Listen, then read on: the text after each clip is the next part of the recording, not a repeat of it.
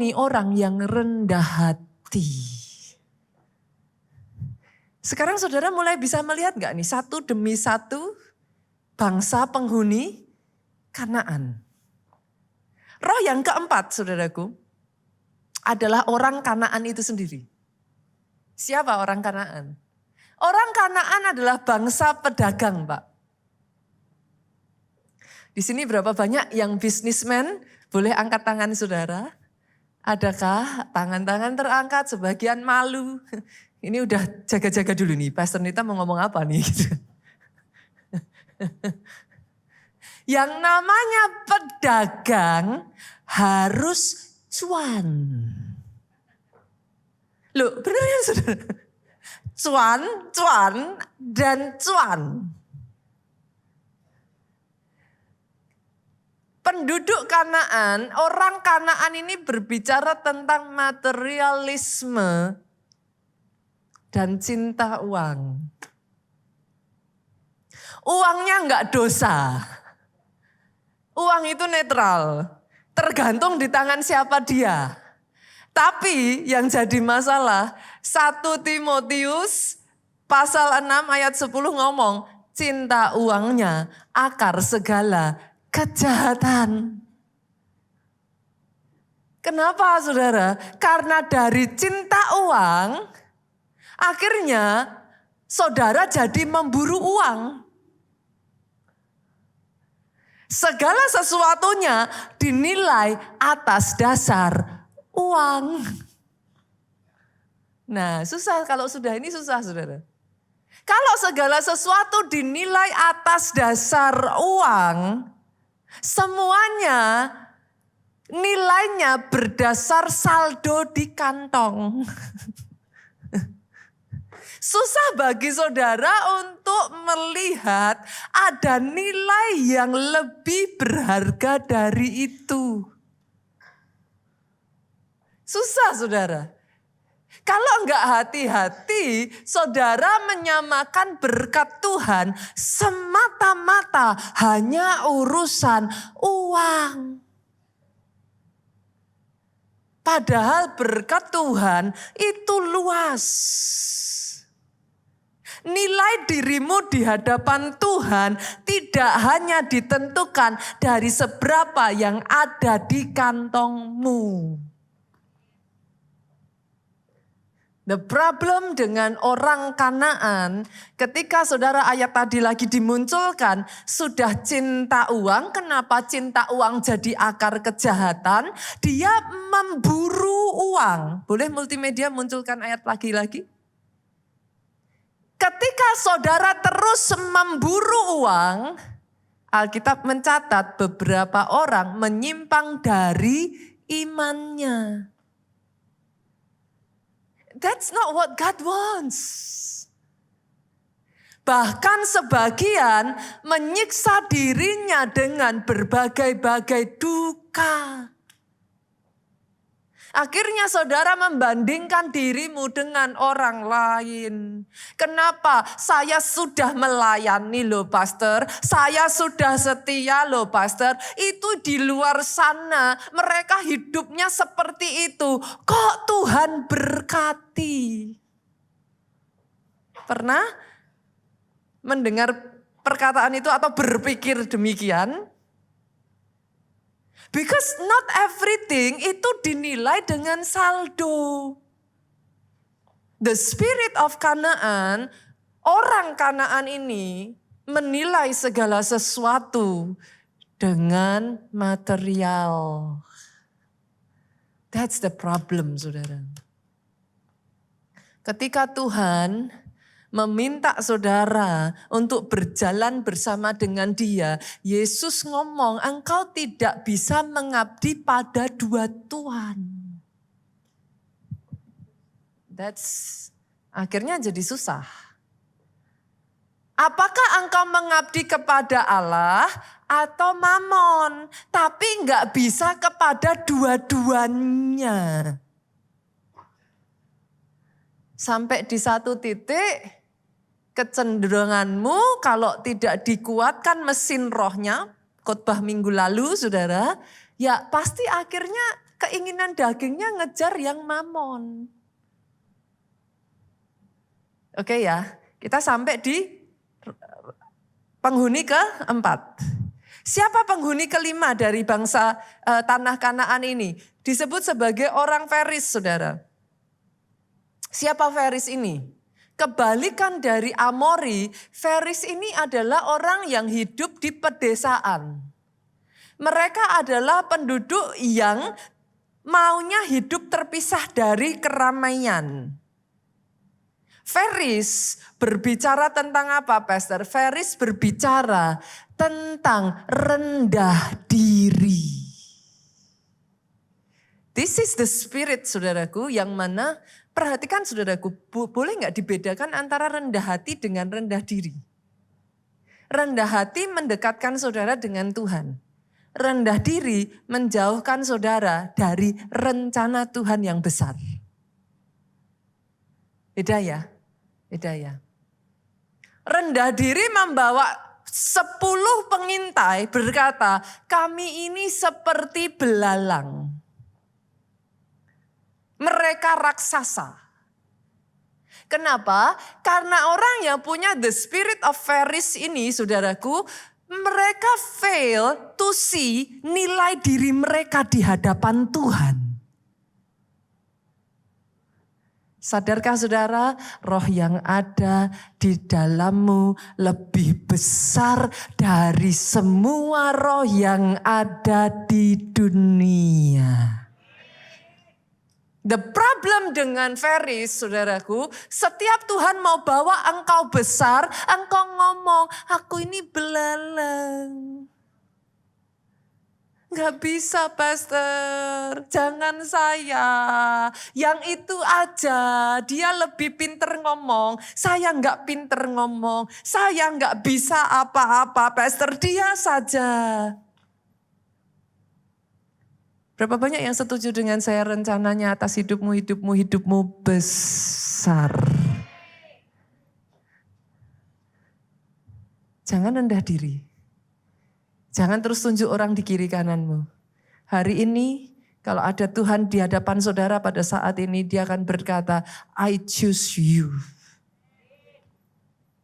Betul, engkau tidak mampu, tapi bukankah engkau punya aku? Secara manusia kau tidak bisa. Secara manusia engkau tidak qualified, tapi bukankah ada aku? Kalau roh Feris ini tidak dihancurkan, saudaraku, Tuhan tidak pernah bisa membawa engkau besar. Penduduk yang kelima, saudaraku. Sekarang luar biasa lu, diikutin satu-satu. Yuk, yang keenam adalah orang Hewi. Hewi ini sebenarnya punya arti yang sangat baik, saudaraku. Hewi ini punya arti pemberi kehidupan. Tetapi kalau enggak hati-hati, dia menggantikan fungsi sang pemberi kehidupan. Kalau enggak hati-hati, roh Hewi ini, saudaraku, merasa bisa tanpa Tuhan. It is not us, bukan kita sumber kehidupan. Dia sang pemberi kehidupan. Kenapa jadi masalah dengan roh Hewi ini, saudaraku? Karena firman Tuhan ngomong, di luar aku engkau tidak bisa berbuat apa-apa. Matius 15 ayatnya yang ke-5. Sorry, bukan Matius, Yohanes, saudara. Kita nggak bisa apa-apa. Kalau Hewi ini tidak disingkirkan, maka kita terbiasa bisa berdiri sendiri, independen dengan cara yang salah. Kita merasa bisa tanpa Tuhan kok. Nggak butuh kok sampai segitunya ngejar Tuhan kok. Saya gini-gini aja juga oke kok. Halo? Maaf ya saudaraku, saya harus mengatakan. The problem dengan berkat, kalau saudara nggak hati-hati ya, berkat membuat engkau nyaman. Engkau merasa kalau ada apa-apa ya, kekayaanmu bisa menyelamatkan engkau. Tahukah saudara, saya tuh mengamati ya saudaraku, the amazing thing about Afrika ya. Kenapa begitu banyak mujizat terjadi di sana? Mereka tahu kalau bukan Tuhan yang nolong mereka, mereka tidak akan pernah bisa selamat. Kita yang hidup di negara yang jauh lebih makmur ya saudaraku. Berpikir teknologi bisa, kekayaan kita cukup. Berpikir kehidupan kita mampu. Itu sebabnya kadangkala saudara, Tuhan izinkan loh. Di mana kita ada di situasi yang kalau enggak Tuhan, enggak bisa. Apakah saudara pikir masalah selalu jelek? Not really. Kadang masalah diizinkan untuk membawa saudara ditarik lagi, bergantung penuh kepada Tuhan. Selama roh hewi ini tidak disingkirkan, saudara akan terus berpikir, I can without God. Tuhan dihapus dari gambaran besar hidup saudara. Artinya kalau saudara can without God, saudara juga berhak menentukan arah hidupmu sendiri. Itu parahnya manusia, saudara. Tuhan berkati saudara bukan setelah saudara diberkati. Saudara berhak menentukan arah hidupmu. Tuhan berkati engkau karena dia punya rencana atas hidupmu. Ikuti rencananya, ikuti jalannya. Itu sebabnya hewi harus disingkirkan. The last one, the seven spirit. Bangsa yang ketujuh saudaraku adalah orang Yebus. Yebus ini punya arti tempat pengirikan. Tempat perontokan. Zaman dulu saudaraku orang mengirik belum ada mesin. Cara mereka mengirik itu dengan diinjak Pak. Gitu. Zaman sekarang pun saudara masih melihat ya mungkin di beberapa tempat tertentu. Cara menghancurkan itu diinjak-injak masih pakai kaki saudara. The spirit yang ketujuh ini ya saudaraku, adalah roh yang menghalalkan segala cara untuk naik. Sekalipun harus menginjak dan menjatuhkan orang lain. This is the spirit of Yebus. Sadari loh ya saudara, ini bukan sikap ya. Sorry, ini bukan perkataan, ini bukan perbuatan. Ini sikap hati. Itu akan muncul di dalam, nanti kalau saudara ketemu orang-orang yang seperti ini ya. Saudara akan dengan sangat mudah, kalau dia berbuat salah, dengan sangat mudah ngelesnya, lempar ke orang lain yang jatuh dia bisa tetap naik. Once again, saya ngomong dulu, saudara akan memperhatikan ini ketemu orang yang seperti ini di mana-mana. Ini bukan masalah perkataan, ini bukan masalah, pastor itu kan cuma ngomongnya aja, salah ngomong, enggak saudara. Orang-orang dengan spirit of Yebus, so easily, karena itu sikap hati, udah ada di dalam hati. Orang lain merasa nggak enak melakukan itu. Orang-orang dengan the spirit of Yebus ini, saudara, dia bisa ngeles apapun juga. Dia bisa mengatakan perkataan-perkataan yang manis seperti apapun juga. Bahkan nggak tanggung-tanggung, jatuhin orang lain pun dia nggak masalah, saudara. And dengan setelah itu dia dengan mudahnya akan ngomong, sorry ya, aku nggak maksud begitu. Saudara mengerti yang saya maksudkan? Pernah ketemu orang-orang seperti ini? That is the spirit of Yebus. Kalau ini tidak disingkirkan, yang jadi masalah Tuhan benci hal yang demikian. Saudaraku, dari 7 bangsa ini saudara. Nah ini yang saya akan masuk poin saya berikutnya.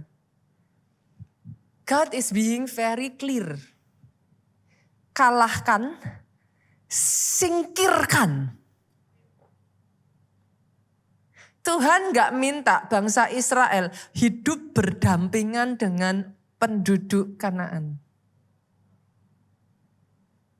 Sebagian dari saudara mungkin saudara akan ngomong sama saya seperti ini, Pastor, kok Tuhan jahat ya? Masa Tuhan suruh ngambil punyanya orang lain? Pastor, masa pakai kekerasan seperti itu? Itu sebabnya dari awal saya ngomong saudaraku. Perjalanan bangsa Israel mengalahkan, menaklukkan penghuni Kanaan. Ini punya spiritual value, nilai rohani yang sangat dalam. Buat Tuhan, gak ada pilihan lain. Kanaan itu harus ditaklukkan. Kanaan harus dikalahkan. Kanaan harus disingkirkan. 7 roh tadi kalau saya gabungkan saudara itu bicaranya soal apa? Kedagingan.